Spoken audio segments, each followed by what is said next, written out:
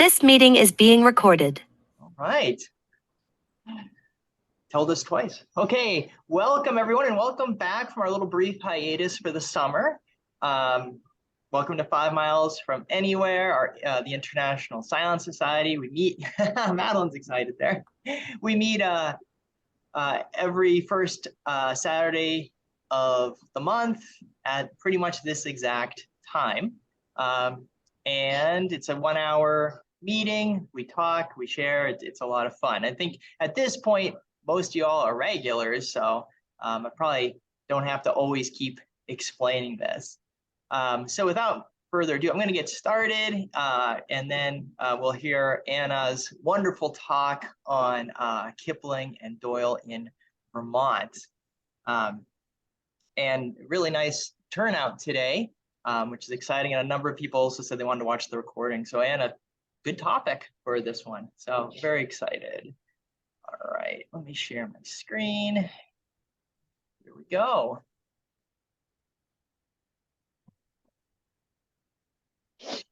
Okay, so as always, we'll start with announcements. I didn't have too many, and then Anna will give her talk. It's a little lengthier this time, so I don't want to take too much time up before, and then we'll do a bit of our discussion at the end, okay? Typical format. All right, so announcements. I just wanted to let everyone know that I had an article, a short article, in the Summer Sherlock Holmes Journal. If you happen to subscribe to it, I was, and Brian and I were able to attend the spring meeting. It was a lot of fun, lots of dressing up by the speakers.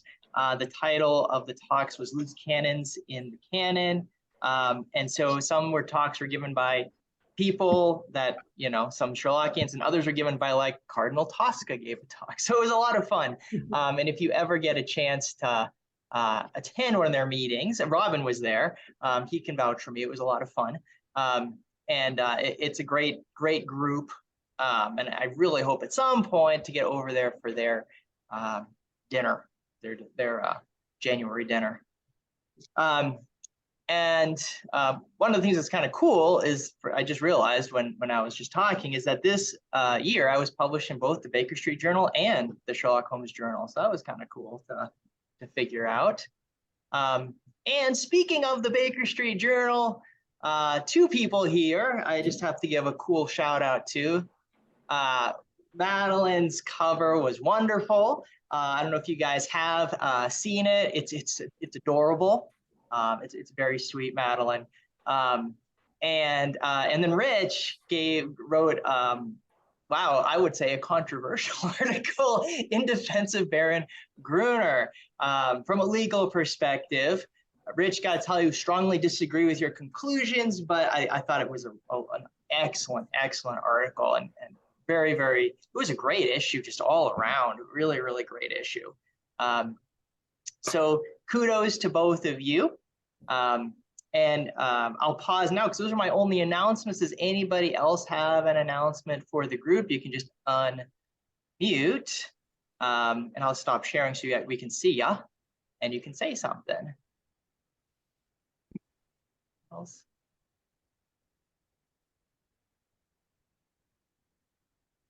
Okay, so we're unusually quiet today. That's cool. All right, but yeah, thank you, and a lot of fun stuff going on. And of course, they just had the Holmes conference. It was a Holmes on the Range, that what it's called? Holmes in the Heartland. Holmes in the Heartland, yes. Anybody have a report on that one? How did it go? Looks like a lot of fun pictures online. It was an amazing weekend. Yeah. There's a really great lineup of speakers, and I think that the organizers did a great job, and they're on the hook now. This to continue, definitely. Excellent. Cool. Yeah, it's this time of year is always difficult for me to get away for those things just because of teaching. So unfortunately, I'm already back to teaching. Anna, are you already back? Not yet. Not yet. Yeah, Soon, you're one of the soon. lucky ones. All right. So let me just share my screen again for just a sec to introduce Anna to you all. Okay. All right. So it's an honor to introduce Anna Behrens. She is a speech language pathologist who produces the Lizzie Borden podcast, which, by the way, a new episode just came out, which is a reading of a very Sherlockian story. So I recommend you guys listen to that. I'll share it afterwards. I'll do a follow-up email.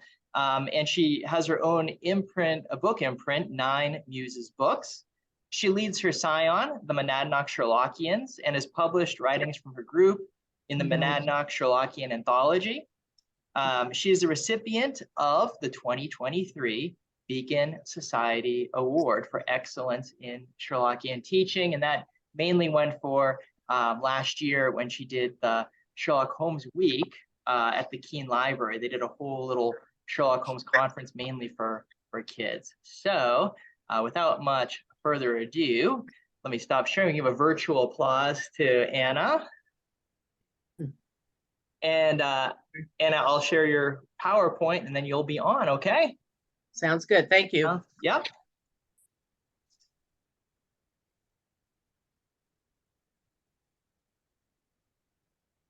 Okay. Come on. Sorry, my computer's being a little slow at the moment. There we are. There you go. Okay. Ah, there we go at the beginning. Okay. Thanks, Derek. Well, some of you may know that I live in New Hampshire. And so I'm very close to Vermont and very close to where this house is. This was Rudyard Kipling's home for 4 years.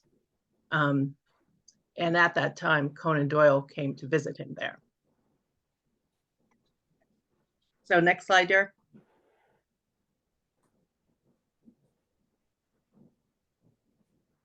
Next slide. Yeah, great. Okay, so I'm sure you've all heard of Rudyard Kipling. He's a very prolific writer. He was one of the most famous writers of his day. Some of the books that he wrote while living in Vermont were The Jungle Book, which is a personal favorite of mine from childhood, Captains Courageous, and portions of the Just So stories as well. He's also well known for The Man Who Would Be King, that was made into a movie, Kim. He was also a poet, wrote Mandalay, Gunga Din, If, that's quite a popular one. But Conan Doyle's favorite poem of his was called L'Envoy, and he said that before he would go on an adventure with his entourage, he would recite this poem to them because it contained the very essence of travel, romance, and high adventure. So in this picture on the left is Rudyard Kipling. This is in his home in Vermont, in his study or office. We see that his desk is right there. It is the very same desk that is still there in the picture on the right. You see the desk against the window. It's the very same one. The room looks still very similar. They really tried to make it look exactly like it was when Rudyard Kipling lived there. It has many of the same furnishings. And I wanted to just point out that along the wall, in addition to all those books, you see 2 translucent windows. Those are Tiffany windows. And the reason they're translucent is because Kipling was so popular in his day that the hill behind his house, there would often be reporters and just people gathering there trying to get a glimpse of him. So he made sure that they couldn't see in to watch him in his house. So Kipling, like I said, he was a prolific writer. At 41 years old, he went on to win the Nobel Prize for Literature, and he's still remains the youngest laureate ever for literature. So he was quite well known in his day. Next slide, Derek. So I decided to include one of Kipling's poems. This is the one that Conan Doyle liked so much and would recite. So I'm just going to recite it for you now. It's an odd title, but it means any poem of farewell. When Earth's last picture is painted and the tubes are twisted and dried, when the oldest colors have faded and the youngest critic has died, we shall rest, and faith, we shall need it, lie down for an aeon or two, till the master of all good workmen shall set us to work anew. And those that were good will be happy. They shall sit in the golden chair. They shall splash at a 10-league canvas with brushes of comet's hair. They shall find real saints to draw from, Magdalene, Peter, and Paul. They shall work for an age at a sitting and never be tired at all. And only the master shall praise us, and only the master shall blame. And no one shall work for money, and no one shall work for fame. But each for the joy of the working, and each in a separate star shall draw the thing as he sees it for the God of things as they are. So this is the poem that Conan Doyle would recite whenever he went on an adventure. Okay, next slide, Derek. Okay. So Conan Doyle really admired Kipling's writing. He bought all his early works, and then he's quoted to say, he realized that not only a new force had arisen in literature, but that a new method of story writing had appeared, which was very different from my own adherence to the careful plot artfully developed. Which I like. Certainly no lack of ego there on Conan Doyle's part. But in addition to that poem, Envoy, he loved the Barrack Room Ballads, East and West, and the Boulevard. He liked a lot of his poetry. And then in 1899, Conan Doyle says, he wrote, I have perhaps the strongest influence over young men, especially athletic sporting men, of anyone in England, bar Kipling. So we see that he always kept that admiration for Kipling. Okay, next slide, Eric. Okay, so when I was a child and I had that, the Jungle Book, I always would wonder about this person's name, Rudyard Kipling. It just sounded so exotic to me. So I just was curious where it came from. And it turns out that he was named for a lake in Staffordshire, England. It's really a reservoir. It's called Rudyard Lake. And his parents met there. And that's why they gave him the name. It's actually his middle name. His name is Joseph Rudyard. And Kipling was born in Bombay, which is now Mumbai, and in India.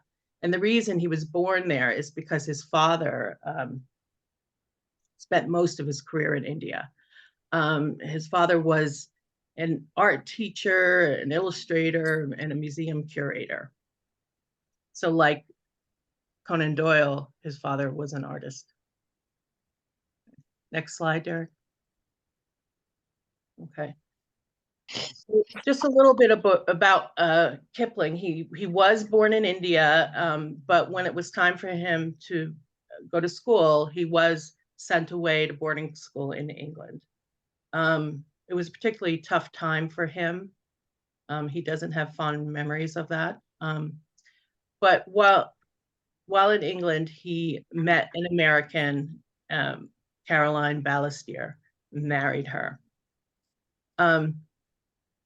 She was from a prominent family in Rochester. Her family owned property in Vermont, which is that connection now. So that's how they ended up in Vermont, because of her connection. So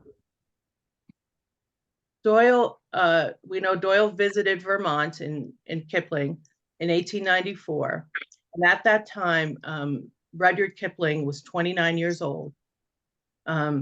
and Doyle was 35. And Kipling was already a very famous author, as I said, one of the world's most popular writers of his day. So we see here on the bottom right, this is a photo of Kipling's mail. It came on a horse-drawn cart. And he received so much mail that it overwhelmed the little post office in Brattleboro, Vermont, which is where he lived. So they gave him his own post office because they couldn't manage his mail. So this is his mail being delivered. And I believe that is Kipling in that fur coat and fur hat, just to the right of the cart there. And I wanted to say something about the photo above. That is Kipling's home. It's a very old photograph. Actually, it was lent to me by the people that now own Rudyard Kipling's house. They let me borrow these 2 photographs so I can show them to you, but they wanted credit for it. So, okay, thanks, Derek. Next slide. Okay, just a little bit about his wife.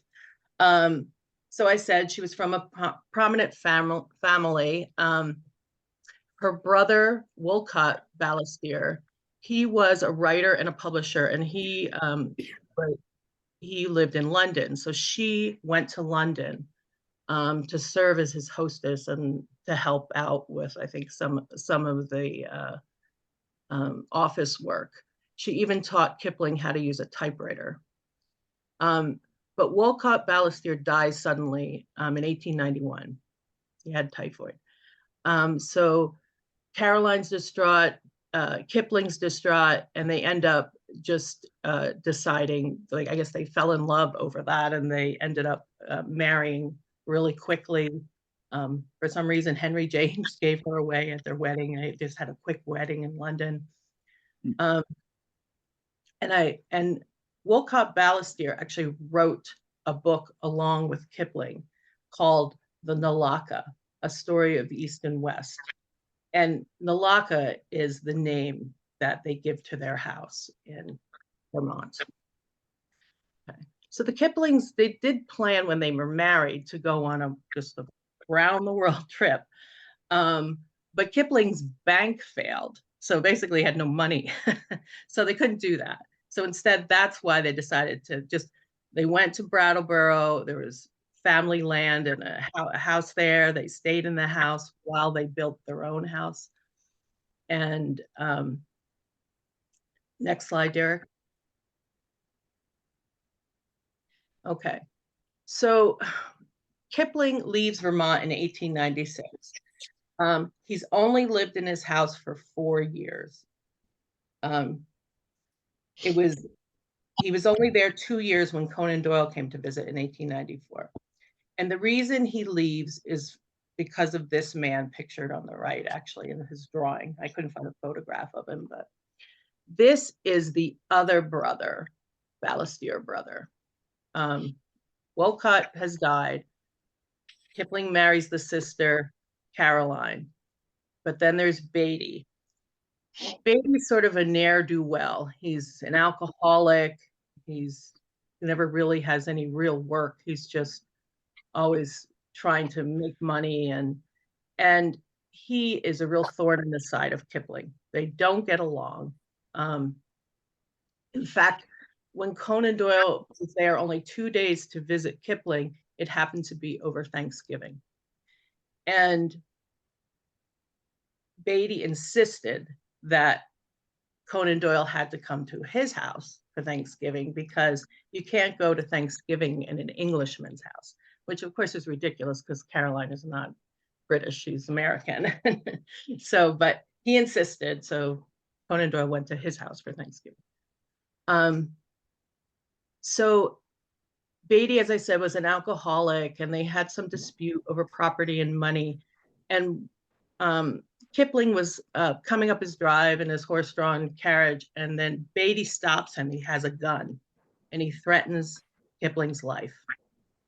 So Kipling reports him to the police, and then he realizes that there's going to be a court case and a scandal, and he just doesn't want any part of that. He's a very private person. So he's like, that's it. We're out of here. We packed up his family and he left. And he said he didn't really want to leave Vermont. It was the hardest thing he ever had to do. And he wrote, there are only two places in the world where I want to live, Bombay and Brattleboro, and I can't live in either. So it's really sad that he had to live after spending all that time carefully building his house to his specifications. And unfortunately, he had to leave. So next slide, Derek. Okay, finally we get to Conan Doyle. So Conan Doyle travels to America. This is his first trip to America. It's 1894, autumn. He's accompanied by his younger brother, Innes, who's only 21. He's coming to America for a 3-month lecture tour. He really believed in Anglo-American union. He was trying to build Anglo-American relations through this tour.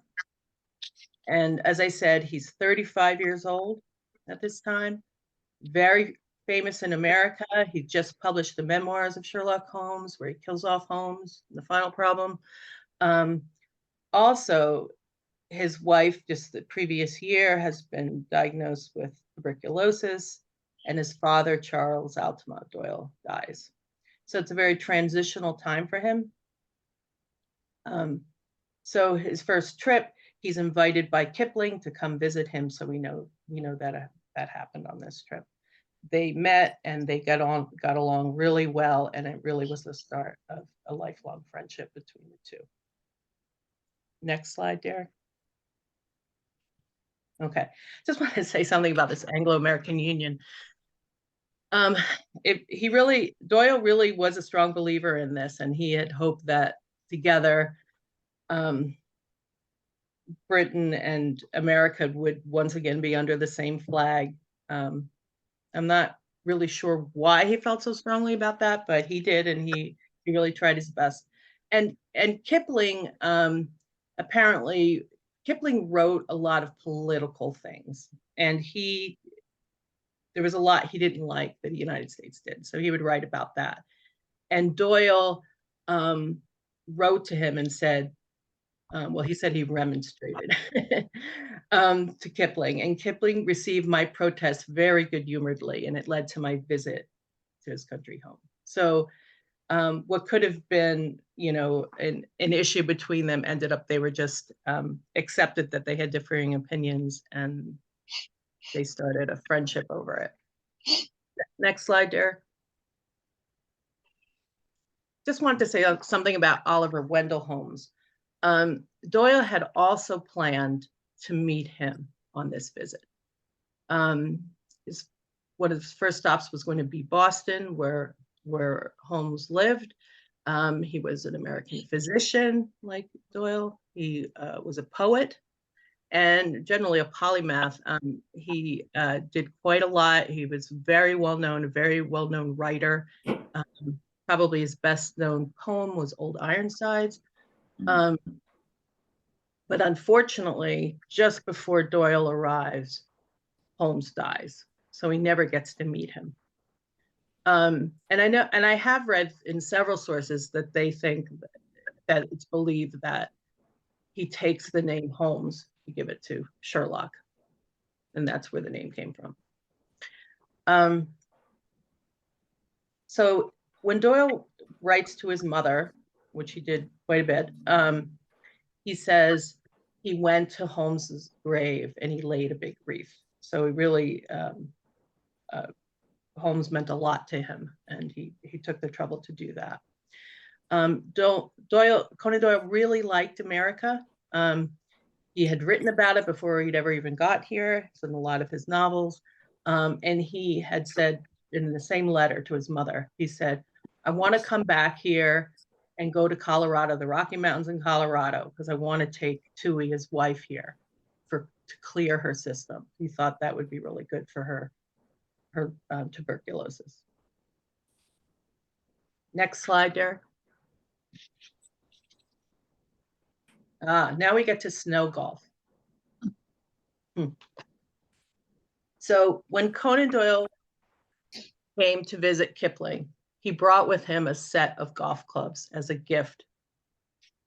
And the very set that he brought are somehow still at the house. It's almost a miracle they're still there, but they are. And they used to let a guest staying at the house just take them and go out and play golf with them. But now they keep them behind plexiglass so no one can touch them, which I'm glad to see. So he taught Kipling how to play golf. And so Kipling used to go out, there's a lot of snow, obviously, in Vermont, and he would keep losing his balls. So he decided to paint them red so they wouldn't get lost. And so he's really credited with inventing snow golf. So if we see that picture on the bottom right, it's really hard to see, but the man who's with the golf club, that little dot is a red golf ball, because the Landmark Trust, which owns Naulakha now, they did, I think it was in this past February, they had a snow golf tournament on the property, and they told me they don't have to paint golf balls anymore. You can order them in red. So they had that there. And Doyle wrote to his mother again. He said, "I've been staying 2 days with Kipling and we've had a great time. Golf and some high converse. He is a wonderful chap." So we know he really, really liked Kipling. And then he also wrote about the golf. He said, "New England rustics watched us from afar, wondering what on earth we were at, for golf was unknown in America at that time." Well, it wasn't entirely unknown, but it certainly wasn't a very popular. I think there were some places in New York where you could play, but anyway, so he brought the first golf clubs to Vermont. Okay, next slide, Derek. Okay, he also, Conan Doyle that is, introduced skiing to Vermont. And he did this because he sent a set of skis to Kipling about a year after his visit. And if you see the bottom left, that photograph, that's Kipling. It's not a great photograph, but it's Kipling on skis, on those very skis. And Kipling learned to ski, and he would ski into town, into Brattleboro, and back again. And the picture on the top right, in the barn at Naulakha, there are some really old wooden skis. And there's one in particular that they're really long, and they look to be the oldest. And I've asked the historians there, I said, could these be the ones that Conan Doyle sent? And they said they just don't know the provenance of them. They said it's possible, but they don't know. So we know that Doyle, because his wife had tuberculosis about a year before he came to America, he relocated his family to Davos, Switzerland. And after his wife was there for a time, she definitely started to feel much better. So he thought, well, okay, now I want to learn to ski. So he buys skis, he hires an instructor and learns. And there he is on the bottom right there, showing off his ski. Next slide, Derek. So we know he was definitely an avid skier. He wrote something kind of amusing for the Strand about skiing. "There is nothing malignant in the appearance of a pair of skis. No one to look at them would guess at the possibilities which lurk in them. But you put them on and you turn with a smile to see whether your friends are looking at you. And then the next moment, you're boring your head madly into a snowbank." So he had a good sense of humor about it. And Conan Doyle is credited with making skiing a popular sport, not only in the Alps, but really all around the world. There is a bronze plaque in Davos now honoring him and saying, in tribute to Sir Arthur Conan Doyle, English author, creator of Sherlock Holmes, and sportsman, who on March 23rd, 1894, crossed the Mayan Felter Furka from Davos to Arosa on skis, thereby bringing the new sport and the attractions of the Swiss Alps in winter to the world. The perfect pattern of a gentleman. Okay, next slide, Derek. Okay, well, I had to say something about Mount Monadnock.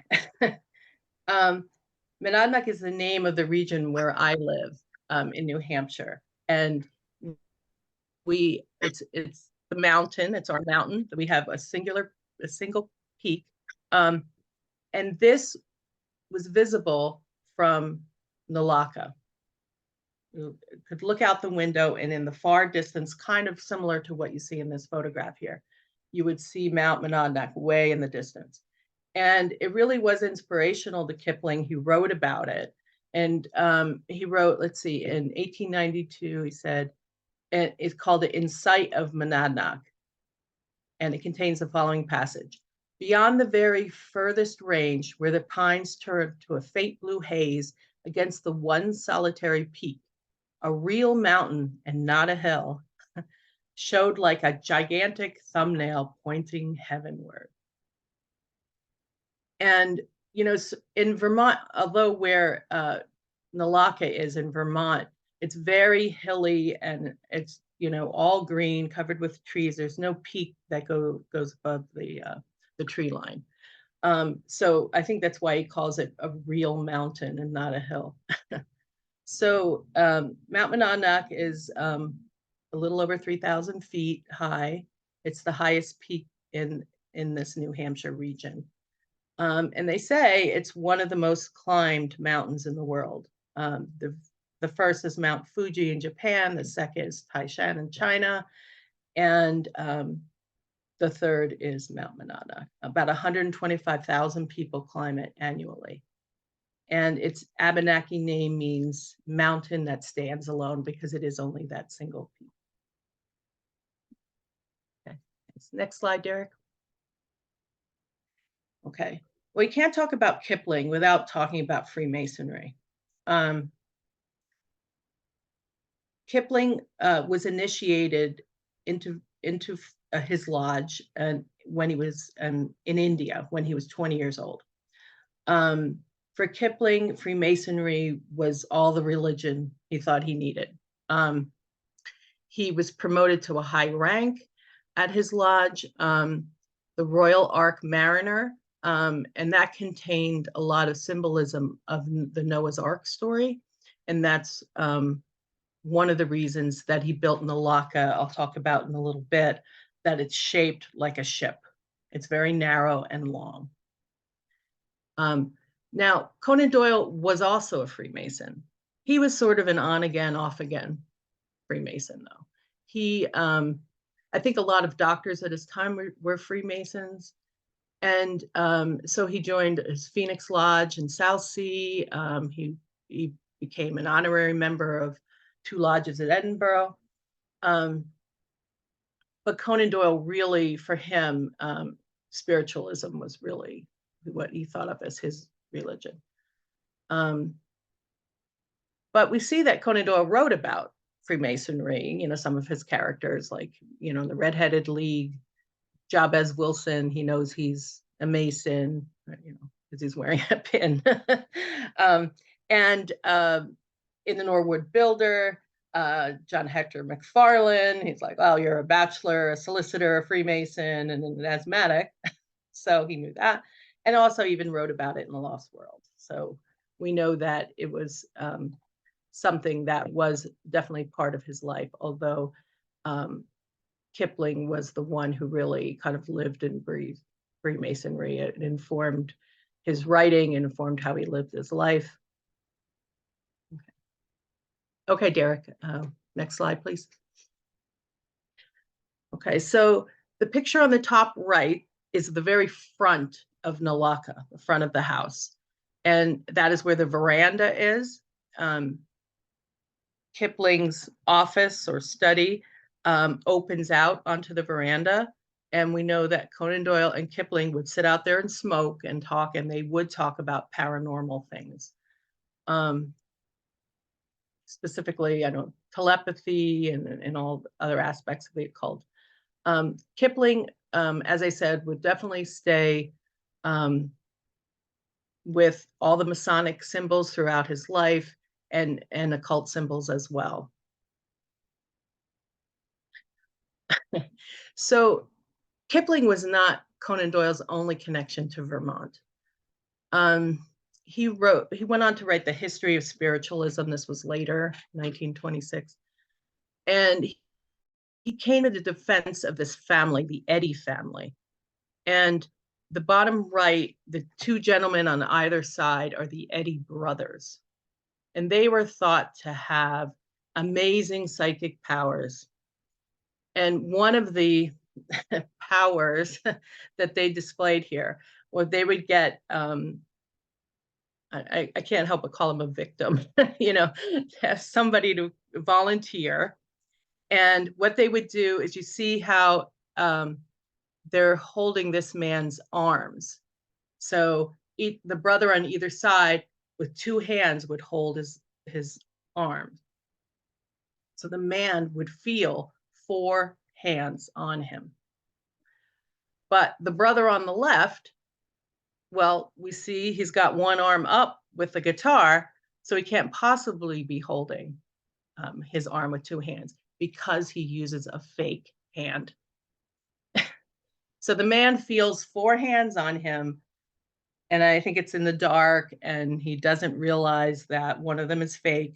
So what the brother on the left does is they're surrounded by musical instruments. You can kind of see a tambourine, and of course he's got the guitar.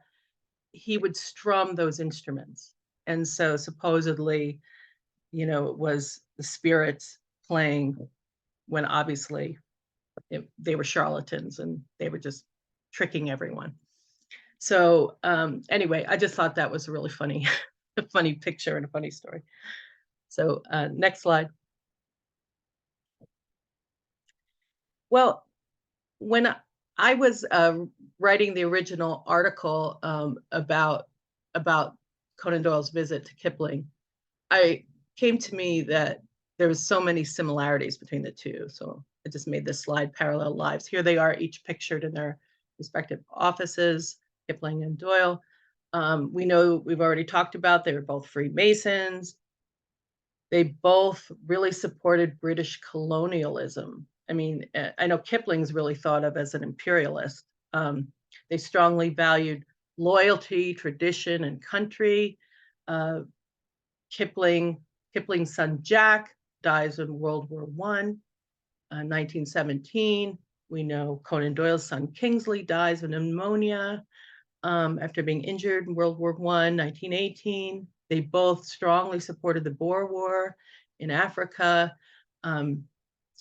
Kipling was a war correspondent there.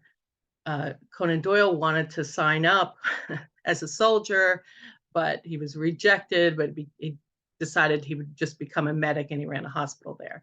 But after the war, they both started gun clubs in England because they felt like young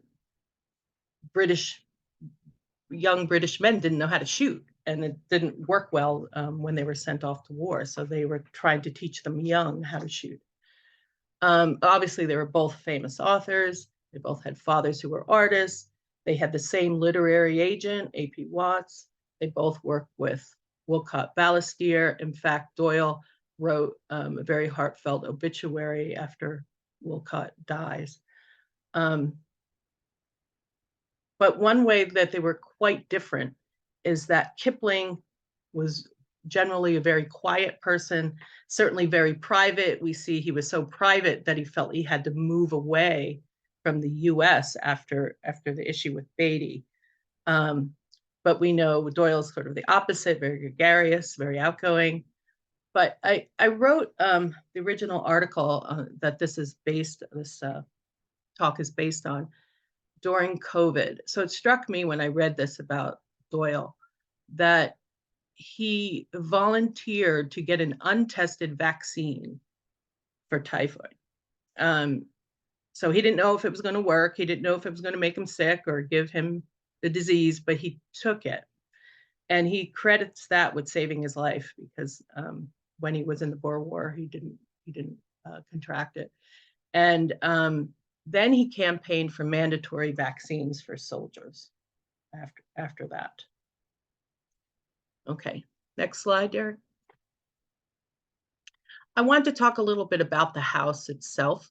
The name Naulakha means a jewel beyond price. It's a Hindi word. It is owned by the Landmark Trust. It's part of 6 properties owned by them. Most of the properties owned by the Landmark Trust are in the UK. These are the only 6, I believe, that are in the US. So the map is a little bit light, but you can kind of see where New York City and Boston are. So for driving to the house from New York City, it's about 4 hours. From Boston, it's about 2.5 hours. It just gives you an idea of where it's located, just on the border of New Hampshire and just a little bit north of Massachusetts.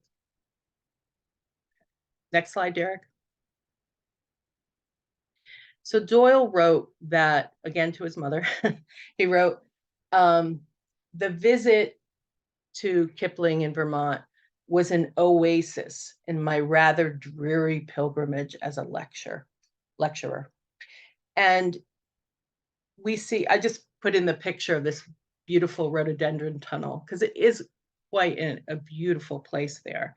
The setting is on top of a ridge. You have a beautiful view. It's just a lovely place. Next slide, Derek. Okay, I want to talk a little bit about the floor plan because it's a very unusual house. It's very long, it's 90 feet long, but it's only 22 feet wide. Kipling designed it to look like a ship rising from the hills. In fact, he says, Naulakha is like riding on its hillside like a little boat on a far wave. I mean, that's what he wanted. He intended that, and it certainly looks like that now. He particularly put, and if we look at the first floor at the bottom, there's the veranda all the way on the left, and then that very first room is his office, or his study, as he called it. He wanted to be able to look out through the veranda on the countryside. I think it's the east side. Yeah, it's on this side of the house, the lower part. It's all windows because that's where you see Mount Monadnock and that lovely vista. On the opposite side, as I said, those few Tiffany windows, but mostly bookcases and things because he didn't want anyone seeing it from that side of the house. Okay, next slide. Okay. So the house is owned by the Landmark Trust, and it's not generally open to the public.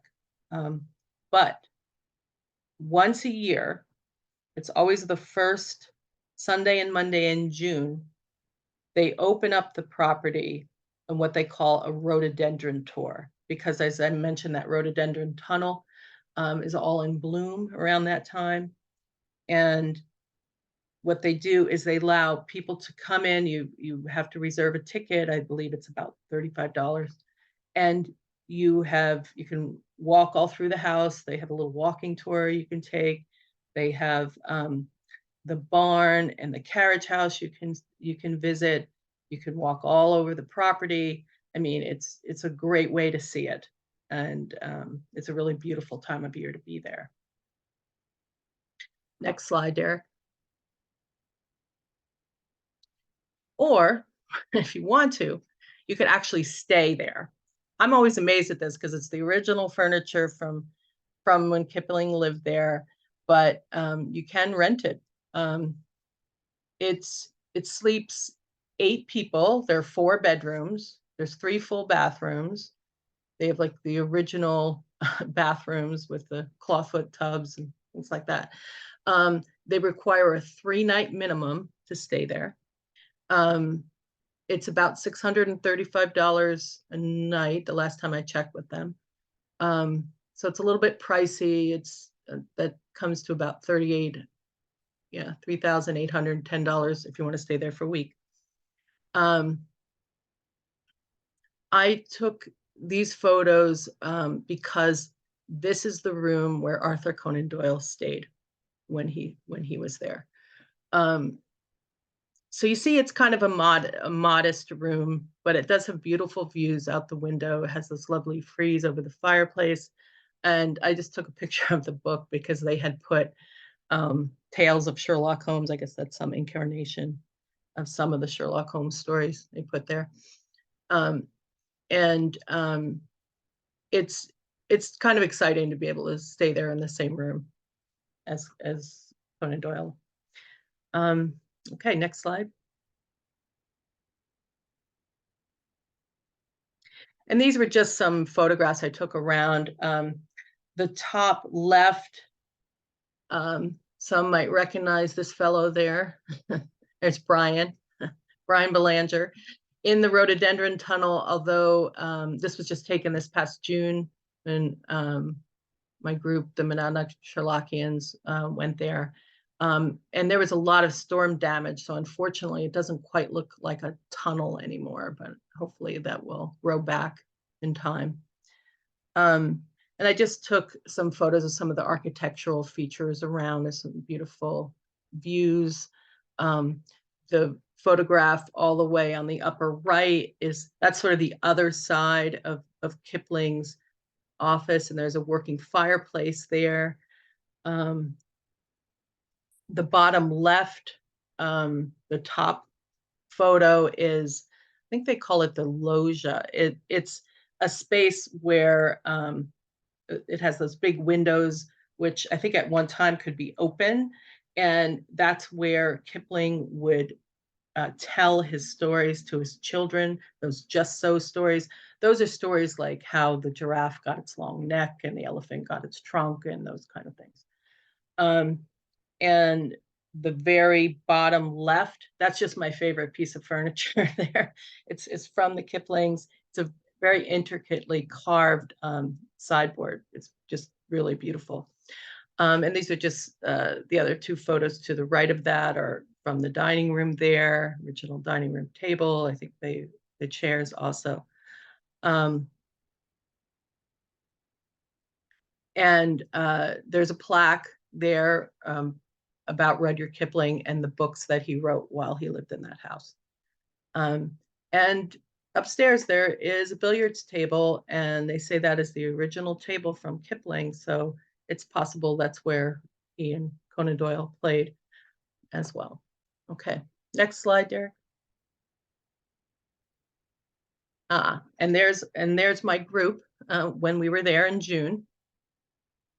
It was a little rainy that day, but it still was a very fun time, and it was chilly, so we were all around the fireplace, and it was just really great. We had a great time there. All right, next slide. And this is the last one. Okay, so we see that Kipling was so revered. I mean, he not only won the Nobel Prize, but he is buried at Poets' Corner in Westminster Abbey. Now, Kipling, we know that he had one son die in the war, but before that, he had his two daughters, and one daughter got very ill, and so did Kipling. I think they had pneumonia or something like that. And so they feared that Kipling himself would die from it. And in fact, unfortunately, his daughter did die, so he had two children predecease him.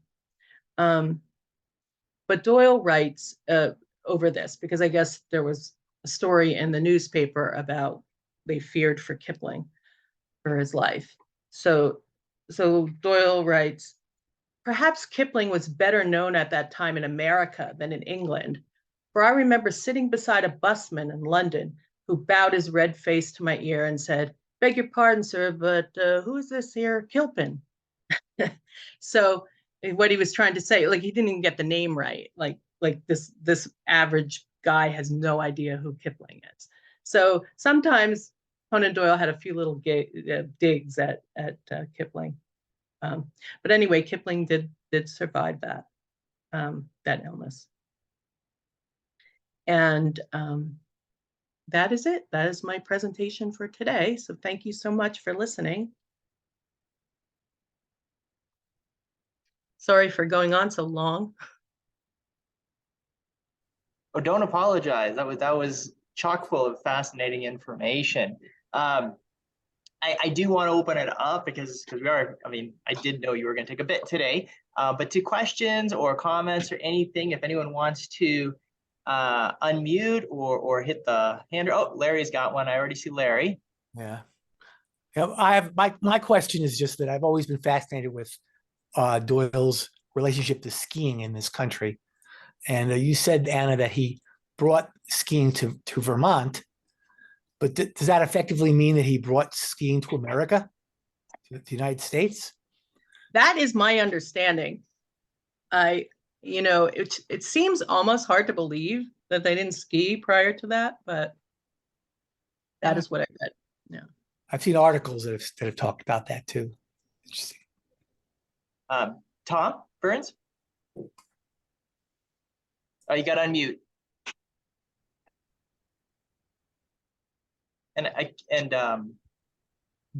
Oh, do you know how to unmute, Tom?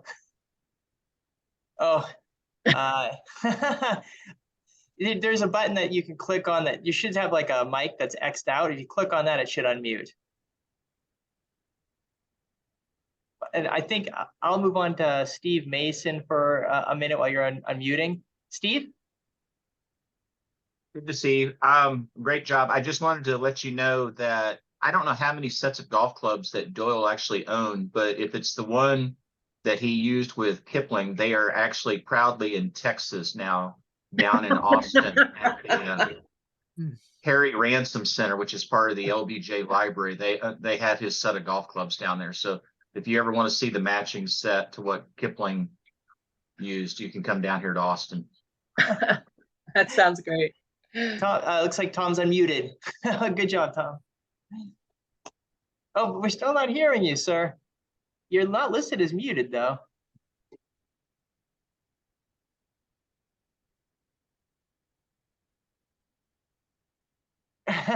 Tom, we can't hear you. I don't know what's going on.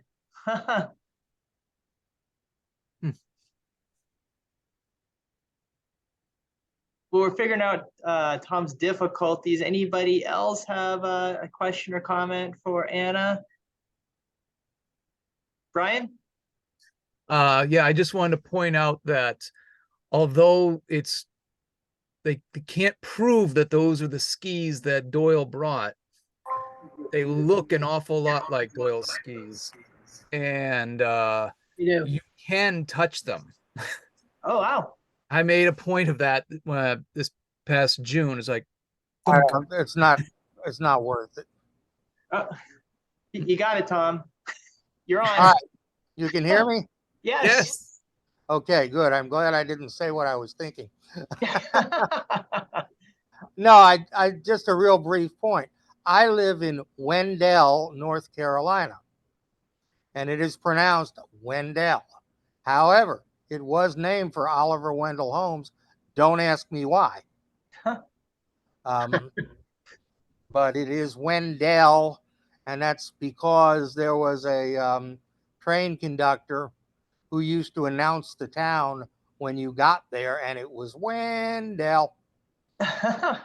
So that's cool. So Holmes made it somehow to North Carolina. Anna, do you happen to know, like, so throughout Doyle's life, some, of course, most famously with Houdini, like they were friends and they fell out of friendship. Do you know if he and Kipling stayed friends their entire lives? And did he only go to visit him that one time in Vermont, or did he go a couple of times? Oh, that's a great question, and I probably should have put that in. No, they remained friends their whole lives, and in fact, they did get together in England, multiple times, and Kipling introduced Conan Doyle to his parents. He met his parents. And I think at one time they both lived in Sussex, so they weren't too far from each other. Yeah, so it definitely was a lifelong friendship. I don't think they saw each other very often just because of their schedules and things, but That's cool. Ray, you have your hand up. Yep. Hi. Hey. Just want to comment on the with Kipling here. I always find it interesting that we sometimes will see movies being made out of literature, and The Man Who Would Be King is one of my top 5 favorite movies of all time. But what I find even more bizarre is when movies made, as an adaptation of literature are then novelized. And I'm not sure if everyone's aware, but noted Sherlockian Michael Hardwick wrote the novelization for The Man Who Would Be King, based on the film, based on the story. So there's another Kipling Doyle connection there, a little remote, but it exists. Very cool. it's great. Nice. Thank you. Well, speaking of movies, I saw recently there was a movie made about Kipling's son Jack going to World War I, and it's called I think it's just called My Boy Jack. That's what it's called. And I found it on YouTube in its entirety, and it stars Daniel Radcliffe, Harry Potter, Really? as the son. And it's an interesting portrayal of Kipling. He doesn't come off very well. I mean, he was so interested, like he just felt like the war was the right thing to do, and he had to send his son. His son had very poor eyesight, so he didn't pass the medical exam to be able to get into the army. But Kipling pulled some strings to get him in anyway. And you'll see what happens. But if you watch it, but I highly recommend it. It was good. It was based on a play. And the actor who plays Kipling, I can't remember his name at the moment, but he wrote the play. And then I think the screenplay for the movie. So I'd recommend that. Also, if you want to know more about Kipling in America, Christopher Benfrey wrote a book, wrote the book If, The Untold Story of Kipling's American Years. So I use this heavily to get a lot of information, and I'd recommend it if you're interested. And then if you want to read my essay on which this is based, I have to say it's in this Steel True Blade Straight 2022 edition. So yeah, but I'd highly recommend that movie.